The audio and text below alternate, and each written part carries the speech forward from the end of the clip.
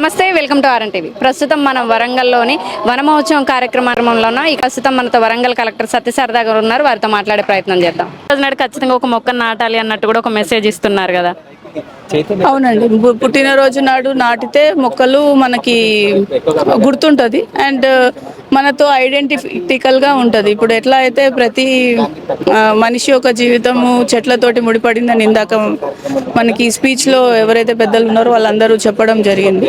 So accordingly ఏంటనంటే otherwise globally impact ఏంటనంటే global వార్మింగ్ని stop చేసేదానికి గ్రీన్ కవర్ చాలా ఇంపార్టెంట్. గ్రీన్ హౌస్ గ్యాసెస్ మనం వాడే కన్వెన్షనల్ సోర్స్ ఆఫ్ ఎనర్జీస్ వలన వచ్చే గ్రీన్ హౌస్ గ్యాసెస్ని కంబాట్ చేయడానికి మీకు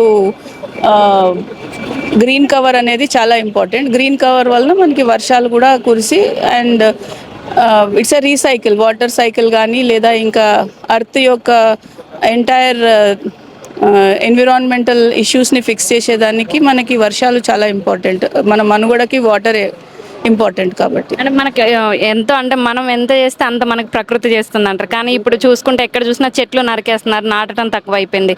అట్లాంటి వాళ్ళకి ఏం మెసేజ్ చెప్తారు మేడం?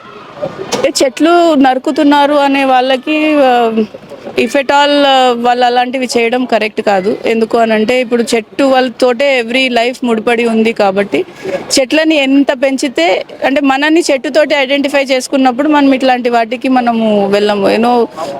ఇండస్ట్రియలైజేషన్ కానీ అర్బనైజేషన్ దాంట్లో చెట్లని నరికేసి అక్కడ ఎస్టాబ్లిష్ అయిపోయి మనం ఏదో చాలా మంచి ప్లేస్కి వెళ్ళాము అని అనుకుంటే కొన్నిసార్లు అవి బ్యాక్కి ఇంపాక్ట్ అనేది నెగిటివ్గా వస్తుంది. ఇప్పుడు సో దానిని కంబాట్ చేయడానికి ప్రతి ఇంట్లో కూడా ఏపుగా మొక్కలు నాటితే ఇంటికి కూడా చల్లగా ఉంటుంది, ఇల్లు కట్టుకున్న ఇల్లు కూడా చల్లగా ఉంటుంది అంటారు. సో ప్రజలందరికీ కూడా ఈ అవగాహన చాలా ఇంపార్టెంట్. ఎందుకంటే ఈ రోజు మనకి అది ఇంపాక్ట్ తెలియదు కానీ ఇక్కడి నుంచి నెక్స్ట్ 4-5 జనరేషన్స్ తర్వాత ఇంపాక్ట్ చెడుగా వచ్చే ప్రమాదం ఉంది. ఇప్పుడు మన 100 ఏళ్ల క్రితం అట్మాస్ఫియర్కి ఇప్పటి అట్మాస్ఫియర్కి చాలా తేడా ఉంది. సో మీరు ఫర్దర్గా ఏం స్టెప్ చేయబోతున్నారు మేడం అవేర్నెస్ కోసం?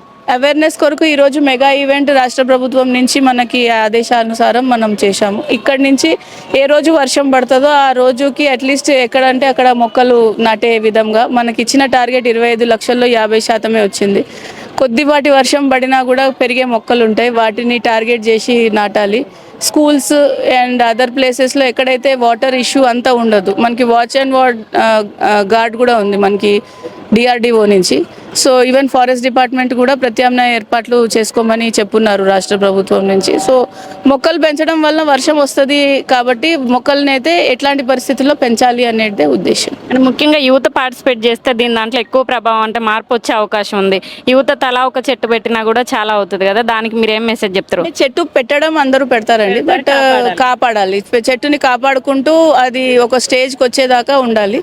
అది చేయాలి అని అంటే వాళ్ళకి అవగాహన చాలా అవసరం. సో అవగాహన దిశగా డిఫరెంట్ అవేర్నెస్ క్యాంపెయిన్స్ ప్రతి స్కూల్లో కూడా ఏర్పాటు చేయడం జరుగుతుంది. Thank you.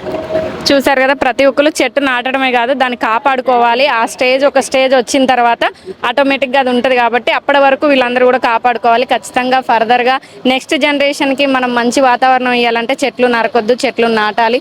ప్రకృతికి మనం ఎంత ఇస్తే అంత ప్రకృతి మనకి ఇస్తుంది కాబట్టి ఖచ్చితంగా ప్రతి ఒక్కళ్ళు కూడా ఇలాంటి కార్యక్రమాల్లో పుట్టినరోజునప్పుడు కూడా చెట్లు నాటే కార్యక్రమాన్ని చేపట్టనంటూ కూడా చెప్పడం జరుగుతుంది.